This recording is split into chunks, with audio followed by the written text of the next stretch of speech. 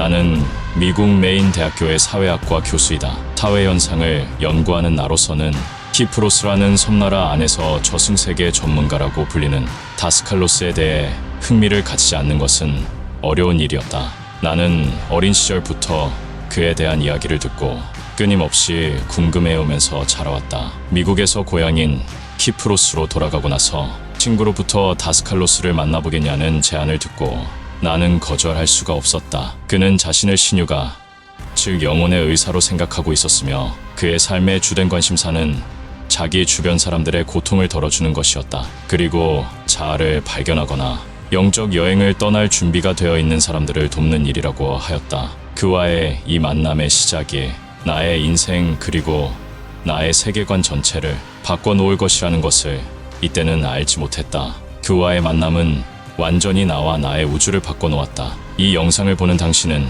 지금이라도 늦지 않았다. 당신의 기존의 세상이 무너지는 것이 싫다면 당장 그만두고 다른 것을 보면 된다. 하지만 나는 나를 통해 만나는 다스칼로스의 이야기가 당신의 삶을 훨씬 더 경이롭게 만들어줄 것이라는 것을 확신한다. 지중해의 성자 다스칼로스, 그와의 만남에서 있었던 경이로운 이야기들을 지금부터 시작한다.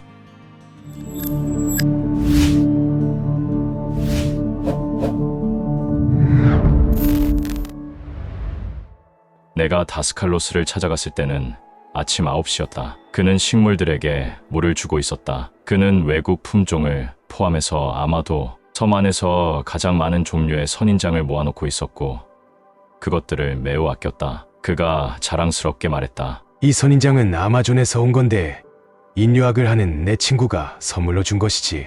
그리고 이것은 애리조나의 것이고 또 이건 아프리카. 나는 그의 뒤를 따라가면서 여러 가지 선인장의 종류와 그 특징에 대한 그의 식물학 강의를 들었다. 이 선인장을 애정 없이 만졌다가는 다치는 수가 있다네. 그가 커다랗고 둥근 모양의 위협적으로 생긴 선인장을 가리키면서 말했다. 그리고 자신이 그 선인장에게 맞는 영양소를 물어보기 위해 그것을 들고 원예가를 찾아갔던 이야기를 들려주었다. 그 원예가는 그 선인장을 절대로 만지지 말라고 경고했다. 왜냐하면 그것은 살아있어서 손을 대는 순간 가시가 살을 뚫어버린다는 것이었다. 다스칼로스는 그 자리에서 선인장을 손으로 감싸쥐고 놀란 원예가 앞에서 몇 분 동안 서 있었다. 그러고는 선인장에게 부드럽게 말했다. 착하지. 이제 놔줘. 그러자 선인장이 펴져서 그는 손을 다치지 않고 떼어낼 수 있었다는 것이다. 물을 다 주고 나서 우리는 마주 앉았다. 나는 전날 보았던 그 기적적인 신유의 현상에 관해서 질문을 꺼냈다. 거기에는 기적적인 것이라곤 아무것도 없었다는 사실을 이해해야만 하네. 자네가 그것을 기적이라고 부른다면 모든 생명들 자체를 일일이 다 기적이라고 해야지. 나는 단지 자연의 어떤 힘을 잘 알고 있었고 그것을 치료의 목적에 적용시킨 것뿐이야. 나는 초지능, 즉 성령이 임할 수 있는 통로가 되었던 거야. 다스칼로스는 내가 그날 목격했던 그 경우에는 무련과 환원의 현상이 개입된 것이라고 했다. 무련이란 것은 근본 진료를 모아서 물질로 응결시키는 것을 말한다네. 이 근본 진료란 것은 무엇일까? 과학자들은 그것을 에너지라고 하고 우리는 그것을 생명력이라 부르고 또 인도인들은 프라나라고 하지. 반대로 환원이라는 것은 물질의 상태로 응결된 것을 에너지 혹은 생명력으로 환원시키는 것을 말하는 것이야. 붙잡아 놓았던 생명력을 풀어주는 것이지. 이제 과학자들은 물질을 에너지로 변형시킬 수 있게 되었네. 우리 신비가들은 또한 우리만의 방법을 가지고 있지. 우리는 그것을 단지 의지의 힘만으로 해낸다네. 무련과 환원은 지구상의 모든 곳에서 시대를 가리지 않고 경험되어 온 현상이야. 모든 시대의 신비가들은 대상을 무련시키고 또 환원시킬 수 있었다네. 그러한 신뢰들은 신약과 구약, 아시아와 아메리카, 아즈텍의 신성한 경전들 속에서 찾아볼 수 있지. 이것은 이러한 현상이 미신이나 사기극이 아님을 의미하지. 그것은 실제의 일부라네. 예수 그리스도의 기적은 대부분 무련과 환원의 신뢰들이지. 그중 한 가지에는 예수가 우주의 에너지를 응집시켜서 빵과 물고기를 만들었던 오병이어의 기적이라네. 예수께서 에너지를 우주로부터 끌어들였다고 하셨는데 그것은 3차원의 우주를 말하는 것인가요? 그렇지 않아. 모든 우주를 말한다네. 에너지를 보이지 않는 물질이라거나 혹은 3차원계 내의 진료라고 한정해서는 안 되네. 보이지 않는 물질이라도 3차원의 우주에 속할 수가 있기 때문이야. 또한 4차원, 5차원, 6차원, 7차원의 우주도 존재한다네. 신비가들은 초의식을 통해서 이들 높은 차원계에서 작업을 하지. 그러니까 무령과 환원에 통달하려면 자신의 초의식을 개발해서 완전히 다스릴 수 있어야만 하는 것이지. 거친 물질계에 영향을 미치기 위해서는 보다 높은 차원으로부터 작용해야 하는 것이라네. 그러니까 생명력을 끌어들여서 그것을 단단한 물질로 변형시키려면 4차원계, 즉 심령계에서 작업을 해야 한다는 뜻인가요? 정확한 대답은 아닐세. 생명력은 실제 모든 차원에 존재하고 있지. 어느 곳에서나 그 생명력을 모아서 물질로 변형시킬 수가 있는 거야. 가장 높은 차원에서부터 작업을 시작해서 거친 물질계에 도달할 때까지 점차 차원을 낮추는 것이야. 고차원 이지계, 즉 관념과 법칙과 원인의 세계, 본체의 세계로부터 시작해야만 하지. 거기서부터 파동을 계속 낮추어서 내려온다네. 저차원 이지계, 즉 형상과 형체의 세계로 내려와서는 다시 심령계에 이르고 더 내려와서 단단한 물질계에 이르게 되는 것이야. 다스칼로스는 자신의 능력은 전생으로부터 물려받은 것이라고 했다. 이번 생에서 얻은 것이 아니라는 것이다. 여하튼 그러한 능력을 얻기 위한 수행의 첫 단계는 집중법과 자신의 이기심을 극복하는 방법을 배우는 것이라고 했다. 이기심으로서 표현되는 자신의 현재 인격은 밀어두고 내면의 진정한 자아를 찾아야만 하네. 그리고 자신의 육신과 에테르 복체에 대해서 완전히 이해해야만 해. 자신을 이루고 있는 물질 차원의 부분 중 보이지 않는 부분인 에테르 복체를 다루는 법을 배워야만 하는 거야. 진리의 탐구자는 에테르 혹은 생명력의 여러 가지 속성에 대해서 완전히 이해해야만 하네. 그것은 운동하는 성질, 감지하는 성질, 복제하는 성질, 그리고 창조하는 성질인데 창조하는 성질이 가장 익히기 어려운 부분이지. 예컨대 자네는 에테르 복체에 복제하는 성질을 이용해서 이지계의 형상을 만드는 법을 배워야 하네. 그것은 마음의 진료, 즉 우주의 충만해 있는 형태 없는 생명력을 생각의 형태로 변형시키는 법을 배우는 것이지. 생각을 완전히 다스리지 못하면 아무것도 할 수가 없다네. 구체적으로 말하자면 그것은 의식의 집중력을 길러야 한다는 뜻이야. 어떤 대상을 무련시키려면 먼저 그것을 마음속에 만들어 놓고 강렬하고 끊임없는 집중을 통해서 그것을 에테르의 생명력으로 충전시켜야만 하네. 털끝만큼의 흐트러짐이 있어도 무련은 실패하고 말지. 물질을 다스리는 열쇠는 의식에 집중해 있다는 것을 이해해야만 해. 그것은 마음이 갖추어야 할 가장 중요한 덕목이죠. 집중력 없이는 이 생에서 아무것도 성취하지 못할 테니까요. 맞았어. 존재의 다른 차원에서는 특히 그렇고 또한 신유가가 되기 위해서는 반드시 필요한 조건이지. 다스칼로스는 이어서 신유에 있어서 중요한 신비가의 능력으로서 투시 능력과 유체이탈 그리고 확장에 대해서 설명해 주었다. 나는 투시와 유체이탈에 대해서는 알고 있었지만 확장에 대해서는 아는 바가 없으므로 설명을 청했다.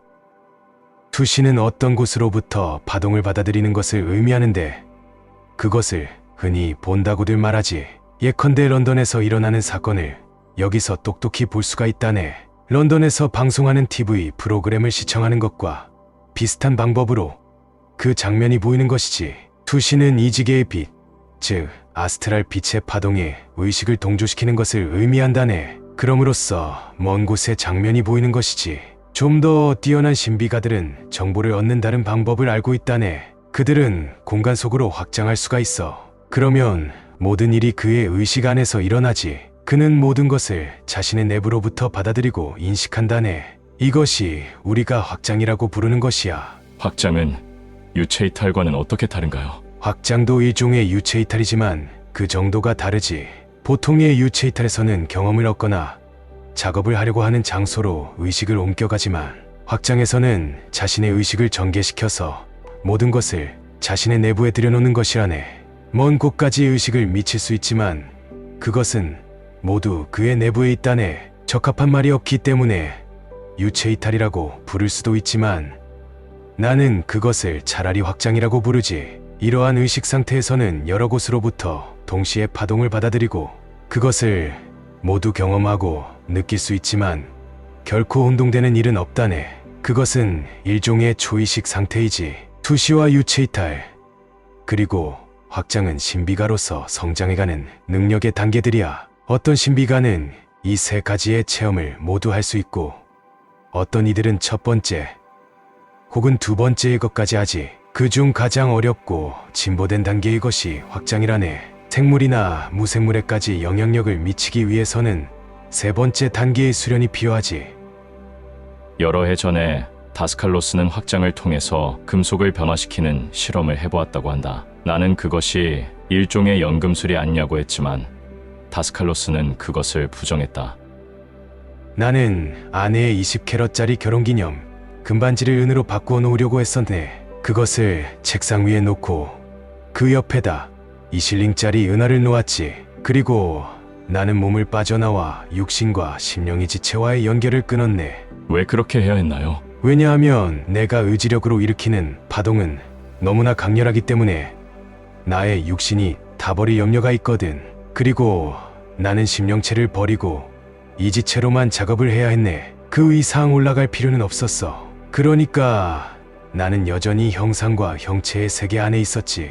나는 이지체를 통해서 나의 의식을 반지 속에 주입시켜 원자의 행동을 관찰했네. 이것은 신비가의 다른 능력의 하나로서 일종의 의식 확장이지. 몸을 빠져나와서 꽃잎 위에 앉으면 그것이 잔디밭으로 혹은 긴 길이나 공항의 활주로처럼 보일 수도 있는 걸세. 그는 원자보다 작아져서 원자들을 관찰할 수도 있지만 그 자신은 여전히 온전한 그로 남아있다네. 마찬가지로 한 도시 전체로 자신을 확장시켜서 그 안에서 일어나는 모든 일들을 알 수도 있지. 심지어는 태양계 전체 혹은 그 너머로 확장해도 자신은 전혀 상실하지 않아. 그는 작아지지도 커지지도 않지. 그러니 자신을 잃어버릴까, 커져버릴까, 작아져버릴까 하는 걱정은 없다네. 모래알 하나에 집중하는 것과 지구 전체로 확장하는 것이 다르지 않은 거야. 이제 찬송가에 나오는 그의 우주들 안에라는 말의 뜻을 알겠나? 범우주적인 성령은 절대적 초의식으로서 모래알 속에서나 은하계 안에서나 완전 무결하다네. 나는 반지 속에 들어가서 원자가 움직이는 모습을 관찰했지. 어떤 과학적 장치가 보여주는 모습보다도 더 똑똑히 말이야. 전자의 속도, 금의 원자 속에 있는 전자의 개수와 서로 간의 거리 등 모든 것이 한눈에 보였네. 그러고 나서 나는 금반지 속에서 나와서 은하 속으로 들어갔어. 같은 방식으로 관찰해서 금과 은의 원자 구조상의 차이를 알아내었지. 그러고는 다시 반지로 돌아왔어. 나는 의지력과 집중력으로 한 개의 금 원자를 은의 원자 구조로 재배열시킬 수가 있었지. 하나의 원자가 변화하자 연쇄 반응이 일어나서 결국 다른 모든 원자들도 같은 변화를 일으켰어. 그리고 나는 다시 은하 속으로 들어가서 하나의 원자를 금의 원자로 바꾸어 놓았네. 이것은 보통 사람들이 공상 속에서 하는 따위의 것과 같은 것이 아니라 관찰과 창조적인 생각의 힘을 통해서 이루어지는 것임을 믿어주게. 다시 몸으로 돌아와서 보니까 금반지도 은하도 아무런 변화 없이 그대로였네. 그 실험을 할 때 몇 명의 제자들이 입회했었는데 그들 역시 아무 일도 일어나지 않았다고 했지. 아니야. 금반지는 지금 은으로 변하고 있는 중일 거야. 잠깐만 기다려보자고 하고 내가 말했지. 그들이 반지를 손에 집어들었어. 아직도 그것은 그대로였지. 몇 초가 지난 후 나는 그것을 바닥에 던져 소리를 들어보라고 했네. 그들이 내가 시키는 대로 몇 번 되풀이하다가 소리가 눈에 띄게 변하기 시작하는 것을 발견했네. 금반지는 그들의 손 위에서 점차 은으로 변해갔고 은하는 금으로 변했어. 다음날 나는 그것을 다시 처음 상태로 바꾸어 놓았지. 알아둘 것은 금을 은으로 혹은 그 반대로 변화시키더라도 그것은 일시적인 상태일 뿐이라는 사실이야. 변화된 금속은 결국은 원래의 상태로 돌아가 버린다네. 왜 그런가요? 나도 모르겠어. 은으로 변한 그 반지를 그대로 두었다면 그것은 12년이 지나면 다시 금으로 변했을 거야. 그것은 물질 우주의 법칙을 따르기 때문에 그렇게 되는 것이지. 하지만 당신은 우주 법칙의 테두리 안에서만 작업을 한다고 전에 말하지 않으셨습니까? 그랬지. 하지만 이 경우에 그 법칙이란 은을 금으로 혹은 금을 은으로 변화시켜 놓으면 그것은 결국 원래의 상태로 돌아간다는 것이야. 왜냐고? 그건 나도 모르겠네.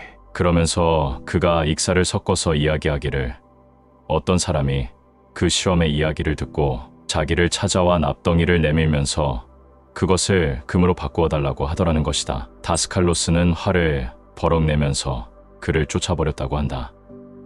한 번은 생물을 무생물로 변화시키는 실험을 해보고 싶어졌네. 그것은 성공했는데 그 생물은 원래의 상태로 다시 회복하지 못했어. 예컨대 식물을 구리로 변화시켜 놓으면 그것은 다시는 식물로 돌아가지 못하고 구리로 남아있다네. 나는 작은 올리브 나뭇가지와 장미 덩굴을 한 조각 주었네. 그리고 그 곁에 1피아스타짜리 구리 동전을 놓았어. 전과 같은 방법을 썼지.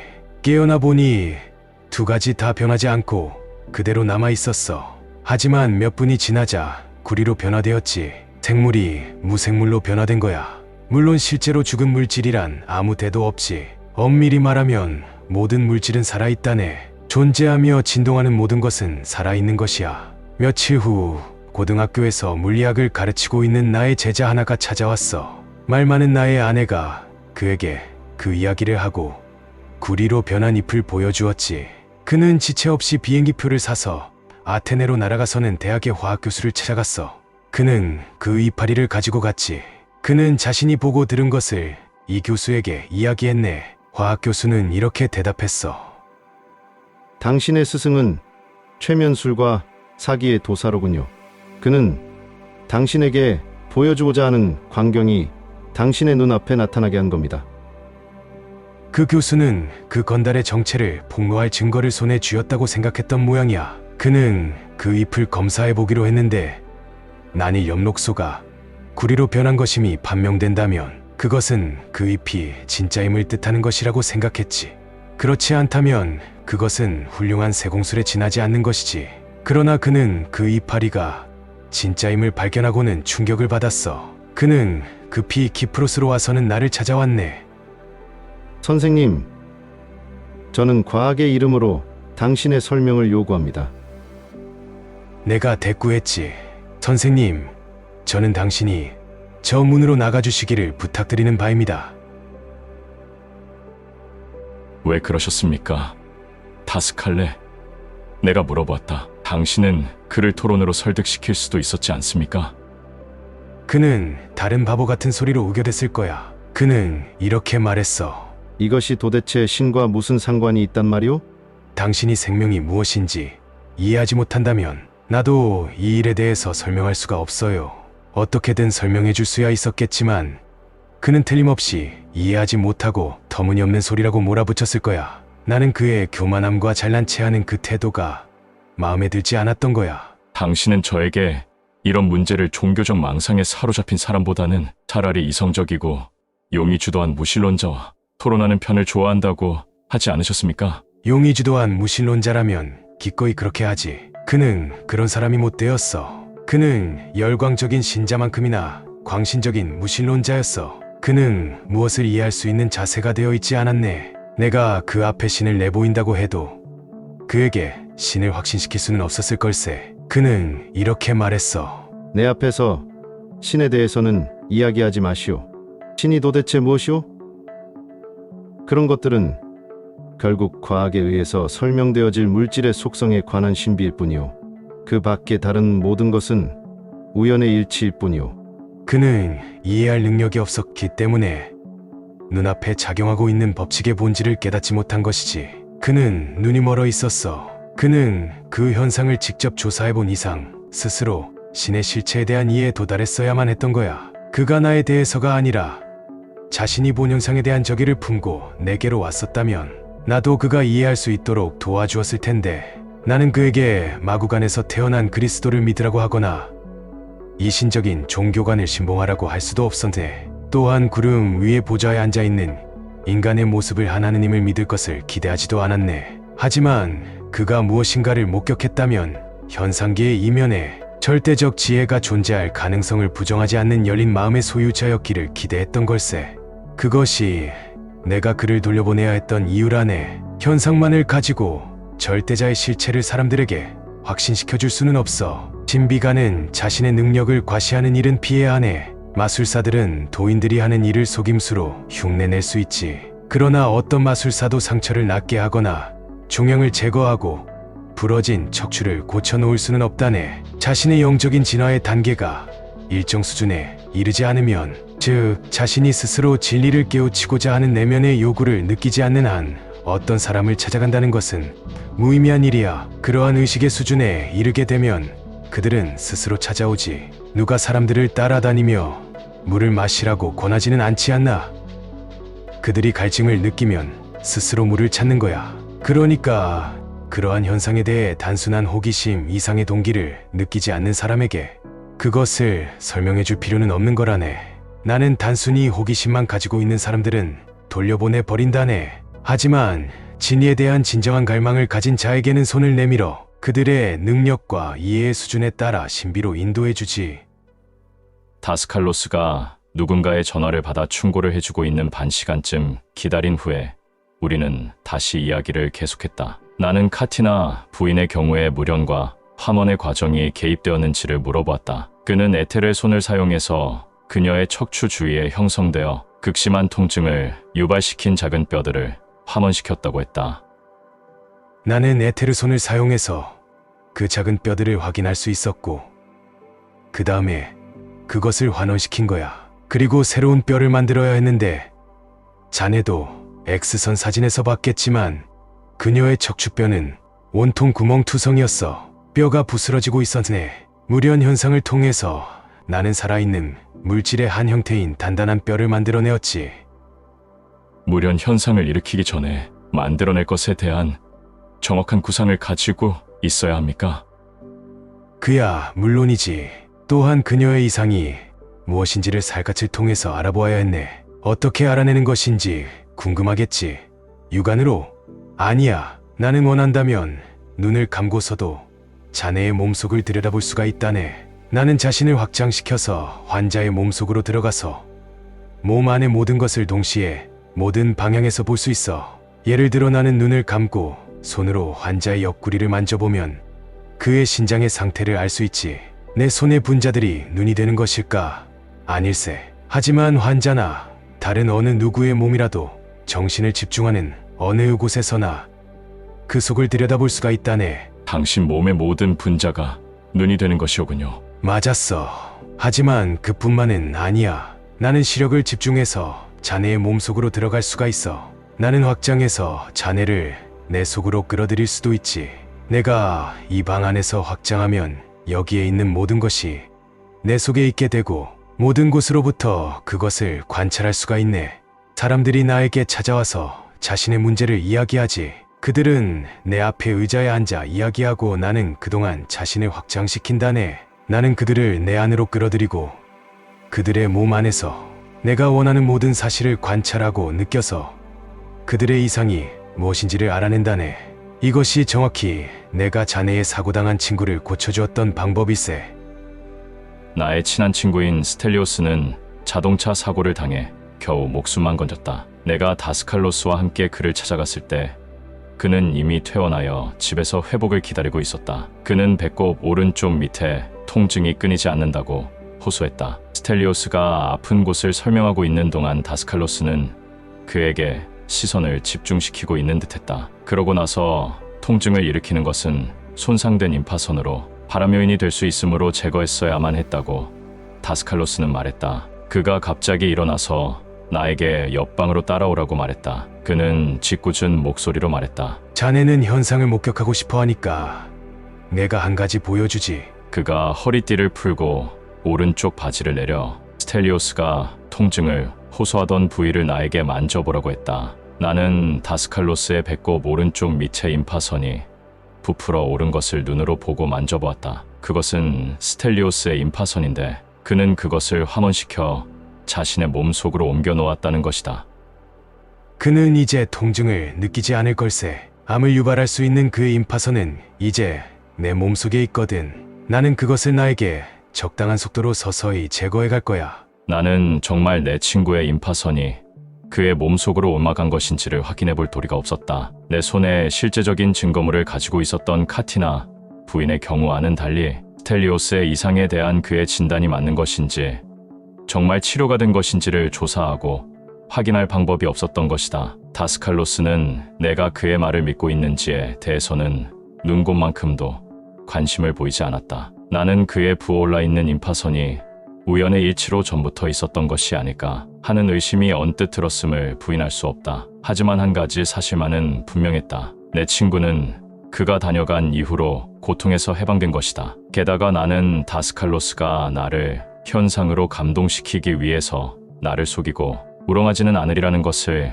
믿어 의심치 않았다. 나는 내가 그를 처음으로 알게 된 때처럼 그를 부당하게 의심하지 않도록 그가 시술하는 현장을 여러 번 관찰해 왔었다. 지금에 이르러 나는 다스칼로스의 신유 능력에 대해서 크나큰 존경심과 감동을 느끼게 되었다. 다스칼로스는 나의 친구의 경우에 대해서 설명을 계속했다.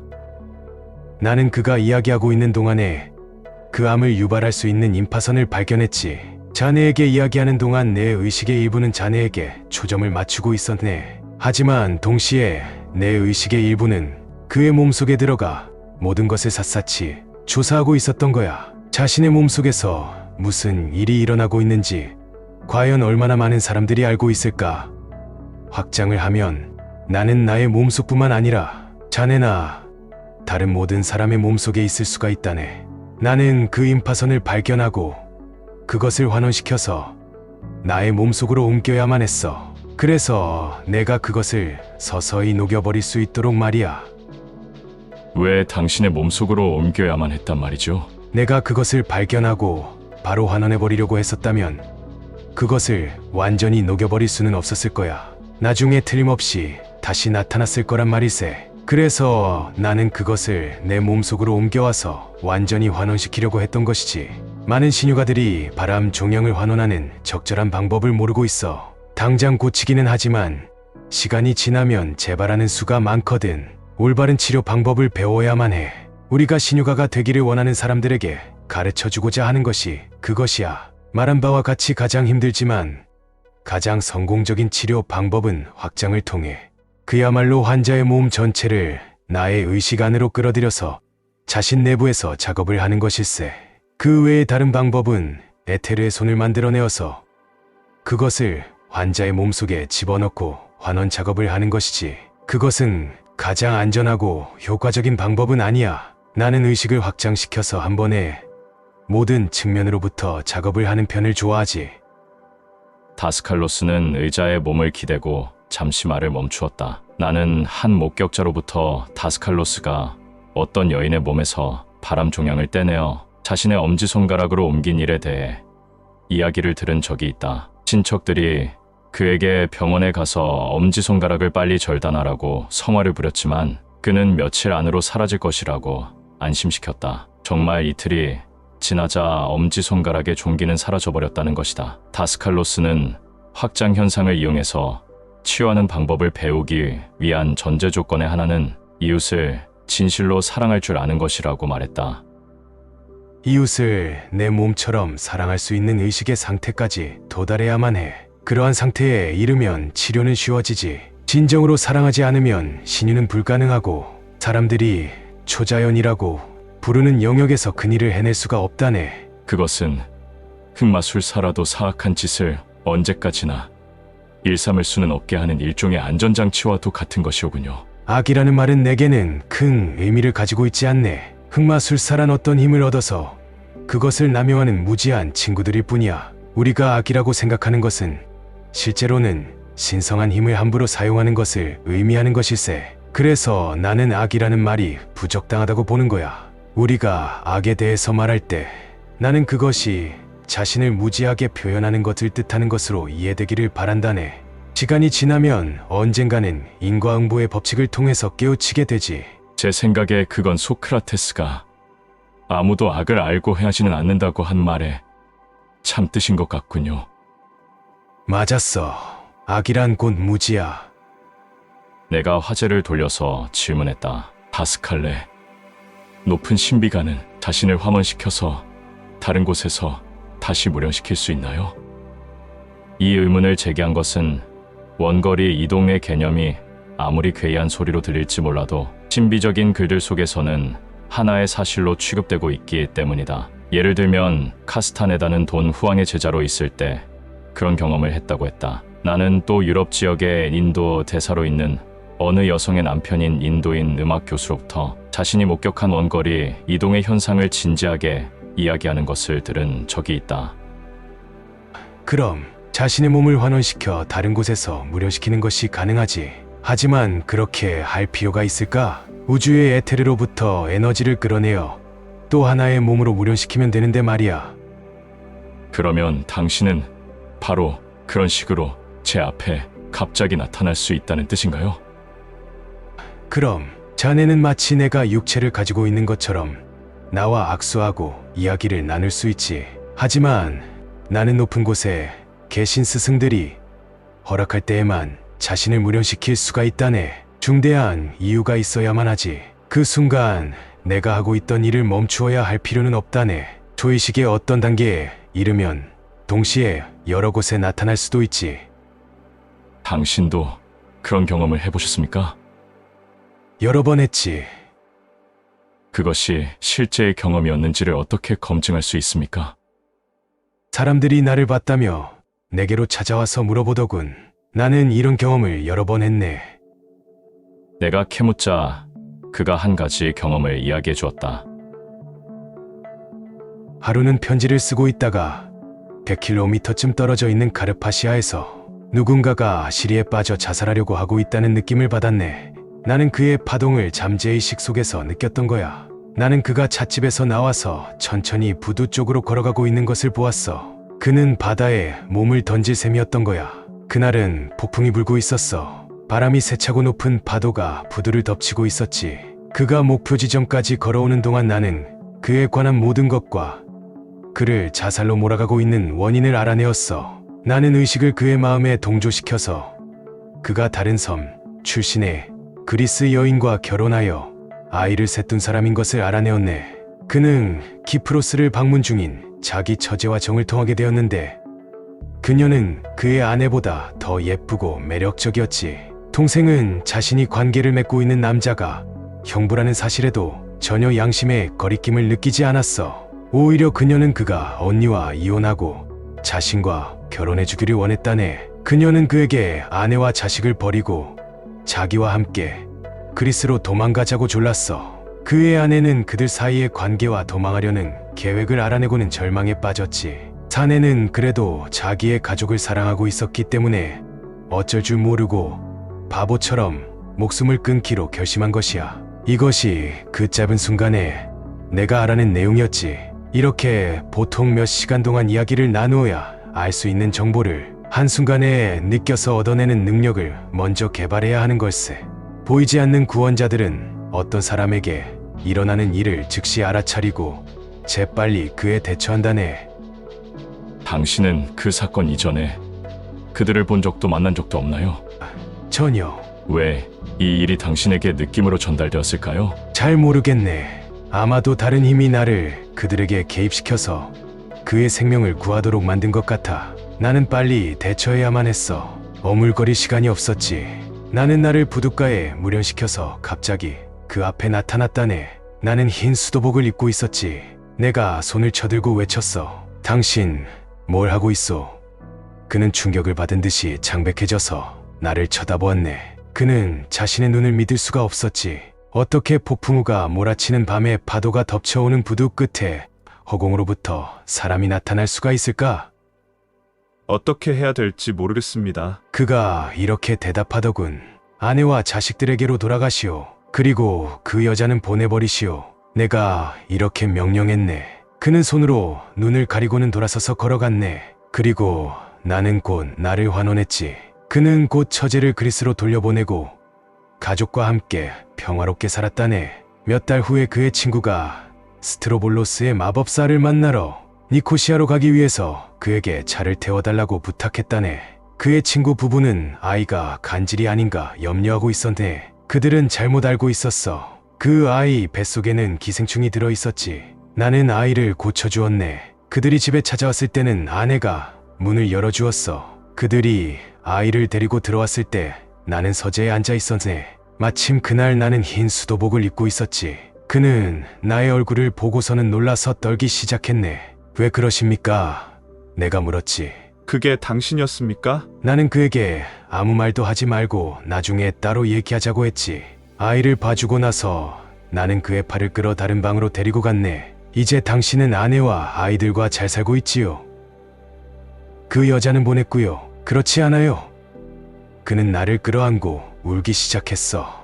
나는 당신이 나의 아이들을 불쌍히 여겨 저희 생명을 구하려고 신께서 보내신 천사로 알았어요. 그는 눈물을 흘리며 말했네. 나는 우리의 일의 성격에 대해서 말해주고 보이지 않는 구원자들에 대해서 이야기해 주었네. 신께서 인간을 도우려고 천사를 보내주신다면 왜 인간을 보내어 그들의 형제를 구하게 하지는 못하시겠습니까? 그 친구는 우리 진이의 탐구자 모임에 가장 헌신적인 제자 중 한 사람이 되었지. 지금은 가족들과 함께 남아프리카에서 살고 있다네. 아이들도 다 자랐어. 나는 다스칼로스에게 카스타네다에 대한 이야기를 간단히 해주었다. 특히 나는 그의 책 중에 한 권에 묘사되어 있는 돈 후앙이 카스타네다를 갑자기 밀었는데 그 즉시 자신이 3km 밖에서 걷고 있는 것을 발견했다고 하는 이야기를 들려주었다. 그런 일이 가능할까요? 하고 내가 물어보았다. 가능하기야 하지. 하지만 돈 후앙이 실제로 카스타네다의 몸을 환원해서 3km 밖에다 무련시켜 놓았다고 생각해야만 할 근거가 있을까? 돈 후안이 카스타네다의 의식을 이동시켜 놓고 그의 육신은 다른 사람의 눈에 보이지 않게 해놓았을 수도 있지. 환원시키지 않고도 보이지 않게 할 수는 있거든. 아니면 스승이 제자의 육신을 의자에 앉혀놓은 뒤 그의 새로운 에테르 신체를 3km 밖에다 만들어 놓고 그의 자아의식을 그 속에 옮겨 놓았을 수도 있어. 다른 사람에게는 보이지 않는 물체 혹은 심지어 인간의 몸까지도 만드는 방법이 있다네. 어떻게 만듭니까? 내가 약간 미심쩍어 하며 물었다. 그는 버릇대로 한 가지 이야기를 함으로써 대답을 대신했다. 한 번은 한 영국인 과학자가 나를 찾아왔네. 저는 인도에 다녀왔는데 매우 실망하고 환멸을 느꼈습니다. 왜요? 내가 물어보았네. 저는 길거리에서 반쯤 벌거벗은 파키르와 동전 그릇을 든 작은 아이가 20명쯤 되는 구경꾼들에게 둘러싸여 있는 것을 발견했지요. 파키르가 피리를 불기 시작하자 그의 앞에 놓여있던 밧줄이 갑자기 풀리더니 마치 장대처럼 혼자서 꼿꼿이 섰지요. 그러더니 소년이 그 밧줄을 타고 올라갔어요. 그는 거기서 한참 동안 웃으면서 손을 흔들고 있었습니다. 그러고는 다시 내려왔습니다. 밧줄이 저절로 내려와서 감기더군요. 다음날 나는 친구와 함께 다시 그 파키르를 찾았지요. 우리는 카메라를 가져갔습니다. 같은 광경이 벌어졌을 때 우리는 사진을 찍었습니다. 하지만 그것을 현상해 보니까 소녀는 땅바닥에 앉아 있고 밧줄도 그대로 거기에 놓여 있었습니다. 그 파키르는 우리를 속였지만 카메라는 속이지 못한 것입니다. 그의 이야기를 듣고 나는 웃었네. 당신이 실망한 것이 그 때문입니까? 당신은 2번씩이나 목격했던 그 현상을 왜 연구해보지 않으셨습니까? 왜 하고 의문을 제기해보지 않으신 까닭은 무엇입니까? 실제로 어떤 일이 일어났을까요? 그러니까 그도 생각해보겠습니다 하고 대답하더군. 나는 그에게 그 파키르가 훨씬 더 능력 있는 욕이었다면 정말로 밧줄을 세워서 타고 올라갈 수 있게 했을 것이라고 말해주었어. 그런 현상을 찍어놓은 사진도 있다네. 나는 그에게 그때 일어났던 일에 대해 설명해 주었지. 그 파키르는 자신의 오라를 펼쳐서 관중들을 둘러쌌습니다. 그러고는 강력하게 의식을 집중해서 당신이 보셨던 그 장면을 그의 마음속에서 만들어내었던 것입니다. 그는 아이가 밧줄을 타고 올라가는 염체를 만들고 있었던 게로군요. 맞았어. 본다는 것은 빛이 어떤 대상에 반사되어 우리의 눈에 들어오고 시신경을 통해서 그 자극이 내 특정한 중추에 전달되는 것이지. 그러니까 그 파키르는 강렬한 정신집중을 통해서 자신에게 집중하고 있는 사람들의 내 속 시각 중추에 그런 자극을 일으킬 수 있었던 것이야. 이 현상을 잘 연구해 보시지 않겠습니까? 나는 그 영국인을 자꾸 부추겼지. 그것을 사기극으로 무시해버리지 말고 말입니다. 왜 특히 구체화된 생각의 본질을 연구해 보시지 않으십니까? 그 파키르는 뭔가 진지하게 주목해 볼 만한 가치가 있는 일을 해 보인 것입니다. 다스칼레, 그 파키르는 구경꾼들에게 최면을 걸어서 실제로 일어나지 않은 일을 보게끔 만든 것이라고 설명할 수도 있지 않습니까? 최면은 전혀 다른 현상이야. 최면술은 최면술사가 그에게 협조적이고 그가 하는 일을 받아들일 자세가 되어 있는 관중들에게 말이나 어떤 도구의 도움을 받아서 강력한 암시를 주는 것이라네. 그 파키르는 생각의 힘으로 관중들이 모르는 사이에 텔레파시와 같은 영향력을 행사해서 이 거친 물질계에서는 존재하지 않는 현상을 보게 한 것이지. 나는 이런 일을 해낼 수 있는 최면술사를 알지 못하네. 이것을 굳이 최면술이라고 부르고 싶다면 그건 좋아. 하지만 그것은 일반적으로 이해되고 있는, 아니 오해되고 있는 그런 종류의 최면술은 아니라네. 다스칼로스는 이야기를 맺으면서 실제로 존재하지 않는 것을 보이게 하는 것이 가능한 것과 마찬가지로 존재하는 물체나 사람의 몸을 보지 못하게 만드는 일도 비슷한 방법으로 가능하다고 말했다. 그 영국인 과학자가 어떻게 되었는지 궁금하군요. 그는 인도로 돌아갔다네. 연구를 위해서. 이와 비슷한 현상들이 아시아와 인도, 티베트, 모든 곳, 심지어 그리스에서도 수도 없이 일어나고 있다네. 나는 아테네에서 한 라마승을 만났었는데 그는 몸을 안 보이게 할 수 있었네. 그는 또 사람들에게서 얼마씩 돈을 받고 공중에 뜰 수 있는 훈련을 시켜주었어. 개인적으로 나는 이런 일에 반대라네. 내 제자 중 하나가 공중에 뜨는 법을 배우려고 300파운드를 냈다네. 이 라마승은 나의 학생을 포함한 일단의 지원자들을 보름 동안 외부로부터 격리시켰어. 그들은 그가 주는 음식만 받아 먹었어. 그리고 특별한 주문을 외우며 계속 명상만 했다네. 그래서 보름째 되는 날 그들은 대부분이 공중에 둥둥 떴어. 그는 이 격리 기간 동안 그들을 반최면 상태로 만들어 놓고 그들의 잠재의식 속에 자신이 틀림없이 공중부양에 성공할 것이라는 신념을 불어넣어 주었던 것이야. 공중부양을 가능케 하는 것은 잠재의식이거든. 그 라마승은 성공했어. 하지만 대체 무엇을? 잠시 공중에 떴다가 다시 내려오는 일이었다네. 나는 내 제자에게 너는 300파운드를 갖다 버린 것이라고 야단쳤다네.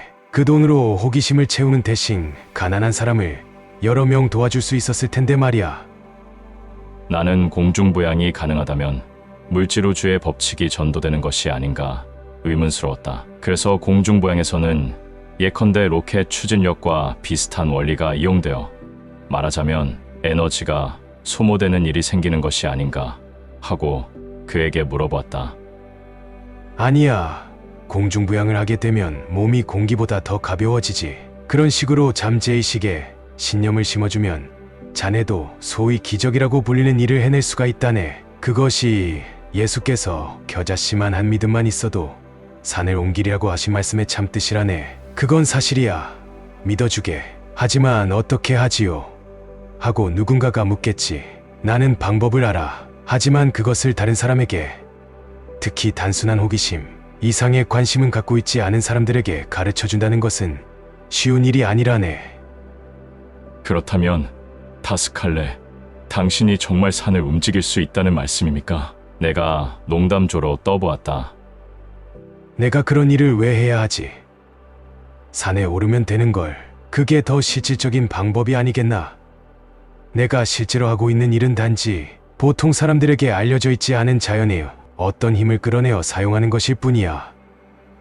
나는 우리가 앉아서 이야기를 시작한 지도 벌써 몇 시간이 지났음을 깨달았다. 그의 11살짜리 손녀가 방으로 들어와 엄마가 안달이 나 있다고 일러주었다. 그녀는 다스칼로스가 자기 집으로 건너가서 부탁한 일을 해주기를 기다리고 있었던 것이다. 손녀는 할아버지의 무릎 위에 앉고 나는 마지막 질문에 포탄을 발사했다. 다스칼로스는 언젠가 다른 제자들에게 내가 구제불능의 취조관이라고 농담을 한 적이 있다. 나는 질문을 그치는 법이 없어서 그의 말로 우리가 자주 만나는 심령계에서조차 쉴 새 없이 질문을 해댄다는 것이었다. 저는 당신이 하신다는 유체이탈이니 물연, 환원 등등과 같은 놀라운 일들을 해낸다는 것이 얼마나 재미있고 환상적일까 하고 종종 생각해봅니다. 내가 직접 그런 체험을 할 수 있다면 이 세상은 정말 마술 같은 곳이 될 것 같습니다. 진짜 요술의 나라 말입니다. 다스칼로스는 나의 말에 잠시 동안 손녀의 머리를 쓰다듬으며 생각에 잠겨 있었다. 젊었을 땐 이런 체험들은 내게 굉장한 즐거움이요. 신나는 일이었지. 나는 아프리카로 가서 아름다운 이국의 꽃과 나무들을 구경하곤 했다네. 하루는 북극 부근의 캐나다 북부 지방으로 나를 확장했는데 에스키모들이 얼음에 구멍을 뚫고 고기 잡는 모습을 보았어. 나는 그런 광경이 있으리라고는 상상도 못했었다네. 유체 이탈을 하면서 그런 일도 알게 된 거야. 더 어렸을 때는 여러 가지 실험을 하곤 했지. 나는 더 많은 것을 배우고 싶었고 그런 호기심이 종종 나를 사고로 끌어들였다네. 그런 경험은 나에겐 매혹적이었지. 하지만 젊었을 때 그토록 기쁨을 주었던 것이 지금은 그만한 기쁨을 주지 못할 거야. 시간이 흐르면서 사람은 인생의 새로운 가치를 깨닫거든. 새로운 현상을 보고 이해하고 즐기는 데서 만족을 얻는 대신에 나는 이제 이웃들에게 봉사하는 데서 커다란 기쁨을 맛본다네. 이제 나는 순전히 즐거움만을 위한 일은 뒷전에 밀어두고 주변의 고통을 덜어주는데 필요한 일에만 전념하고 있다네.